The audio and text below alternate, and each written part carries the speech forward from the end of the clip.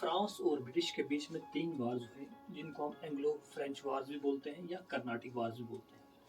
जो first Anglo French वार था that started in 1746 and ended in 1748। जो फर्स्ट एंग्लो फ्रेंच वार था that was totally a European phenomena.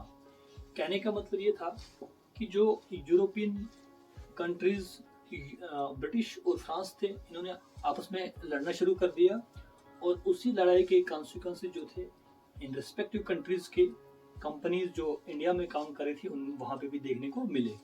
तो जो दो कंट्रीज की रिस्पेक्टिव कंपनीज जो इंडिया में काम कर रही थी, फ्रेंच और ब्रिटेन, इन्होंने आपस में इंडिया में लड़ना शुरू कर दिया। और इस लड़ाई में जो दोनों कंपनीज थी दैट वर इक्वली मैच्ड। यहाँ इस लड़ाई में कुछ ज़्यादा हावी नहीं रहा, दोनों बराबर के थे।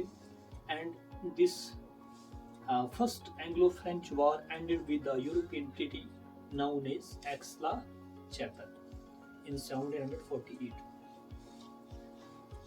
Second Carnatic War या Second Anglo-French War, ये जो Second Carnatic War था that was due to indigenous factors।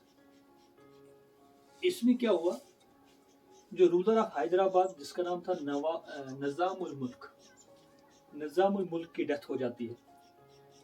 और जब इनकी डेथ हो जाती है तो इनका बेटा नासिर जंग और इनका ग्रैंडसन जिसका नाम था मुजफ्फर जंग, इन दोनों के बीच में लड़ाई शुरू हो जाती है रूलर ऑफ हैदराबाद बनने के लिए।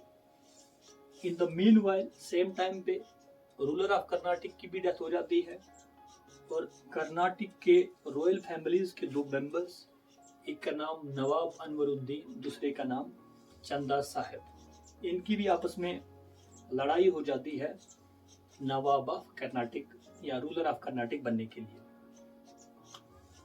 उस टाइम जो फ्रांस के गवर्नर थे उनका नाम था ड्यूप्लेक्स। ड्यूप्लेक्स जो था वो एक शातिर दिमाग का इंसान था, चालाक इंसान था।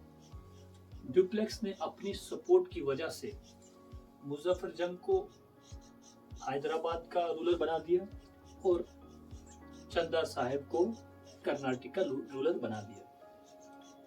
लेकिन जो ड्यूप्लेक्स था इसको कहीं ना कहीं ये अंदेशा था कि मुजफ्फर जंग पे कोई अटैक हो सकता है, इसलिए ड्यूप्लेक्स ने अपना एक ट्रस्टेड ऑफिसर जिसका नाम बुस्सी था उसको मुजफ्फर जंग की सिक्योरिटी के लिए तैनात कर दिया। और ड्यूप्लेक्स का जो शक है वो बिल्कुल सही निकला। जब मुजफ्फर जंग को जो है असैसिनेट किया जाता है, कत्ल किया जाता है, जब मुजफ्फर जंग का कत्ल हो जाता है तो जो ट्रस्टेड ऑफिसर था जिसका नाम बुस्सी था, उसने दूसरे एक बंदे को जिसका नाम था सलाबत जंग, उसको रूलर ऑफ हैदराबाद बना दिया। अब सलाबत जंग ने रूलर बनने के लिए ड्यूप्लेक्स को कुछ रीजन्स, इंपॉर्टेंट रीजन्स गिफ्ट किए, जिनमें एक रीजन था मुस्तफा नगर, दूसरा इल्लोर, तीसरा राजामुंद्रे और चिकाकोले। इन चारों रीजन्स को कलेक्टिवली बोलते हैं नॉर्दर्न सरकार। सरकार मीन्स डिस्ट्रिक्ट, नॉर्दर्न डिस्ट्रिक्ट। तो ये इंपॉर्टेंट रीजन जो है सलाबत जंग ने गिफ्ट कर दिए ड्यूप्लेक्स को। अब इन डेवलपमेंट्स ने जो है ड्यूप्लेक्स को काफ़ी फेमस कर दिया। ये डेवलपमेंट्स रॉबर्ट क्लाइव जो उस टाइम के ब्रिटिश के गवर्नर हुआ करते थे, रॉबर्ट क्लाइव और ब्रिटिश ने इन डेवलपमेंट्स को क्लोजली मॉनिटर करना शुरू कर दिया और जिसकी वजह से रॉबर्ट क्लाइव ने एक सरप्राइज अटैक लेड किया ऑन कर्नाटक। एयरपोर्ट एक जगह है हैदराबाद में, इस जगह पे सरप्राइज अटैक कर दिया और जिसकी वजह से सेकंड एंग्लो फ्रेंच वार जो है वो शुरू हुआ। ये वार जो है काफ़ी लंबा चला, 7 साल तक चला और आखिर में जो फ्रांस था, फ्रांस ने रिक्वेस्ट किया ब्रिटिश से कि जो है आप जंग को ख़त्म कर दो। ब्रिटिश ने कहा ठीक है हम लोग जंग को ख़त्म कर देते हैं, लेकिन आपको एक हमारी एक डिमांड माननी पड़ेगी। वो है ये है कि जो आपका जो गवर्नर है इंडिया में जिसका नाम ड्यूप्लेक्स है, आप उनको रिकॉल बैक कर दो फ्रांस में, यानी फ्रांस में वापस बुला लो इंडिया से। तो फ्रांस ने ये डिमांड मान ली और डुप्लेक्स को जो है वापस रिकॉल बैक कर दिया। और शायद यही पॉइंट था जिसने जो है तकदीर जो है वो खराब कर दी फ्रांस ईस्ट इंडिया कंपनी की इंडिया में, क्योंकि एक अच्छा एक चालाक इंसान था, इसको वापस बुला लिया तो इससे जो है वो यहाँ पे फ्रांस का जो है इंडिया में डाउनफॉल होना शुरू हो गया। अब जो थर्ड कर्नाटिक वार या थर्ड एंग्लो फ्रेंच वार, ये भी एक यूरोपियन फिनोमेना था जो विटनेस हुआ इंडिया में। ये 1756 में शुरू हुआ, काफी लंबा चला, ये भी 7 साल तक ये वार चला। इस वार में क्या हुआ, जो नवाब ऑफ बंगाल था उस टाइम का, जिसका नाम था सिराजुद्दौला, उसको ब्रिटिश ने यानी रॉबर्ट क्लाइव ने डिफीट कर दिया।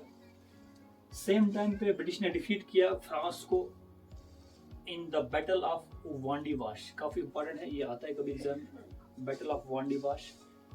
बैटल ऑफ वांडीवाश में फ्रांस ने डिफीट किया, ब्रिटिश ने डिफीट किया फ्रांस को। वांडीवाश एक जगह है हैदराबाद के नजदीक, 1760 में।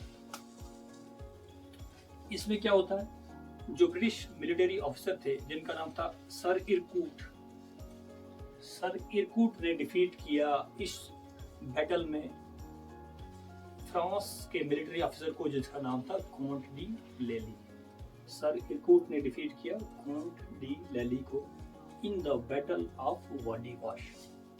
यहाँ पे एक टर्म है बैटल और वार में ये फर्क है। वार जो होता है वो काफी सालों तक, जो लड़ाई काफी सालों तक चलती है उसे वार बोलते हैं। जो कुछ ही घंटों की लड़ाई होती है, कुछ घंटों की, उसको बोलते हैं बैटल। तो इस वार में एंग्लो फ्रेंच वार था that ended with the treaty of Paris.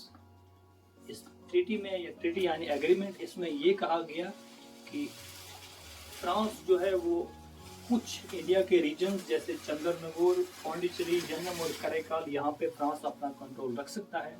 लेकिन similarly on the same time ये भी कहा गया कि फ्रांस जो है अब इंडिया में, फ्रांस की जो कंपनी है वो इंडिया में कोई ट्रेड नहीं कर सकती है। And that resulted into European hegemony of British east India company in India.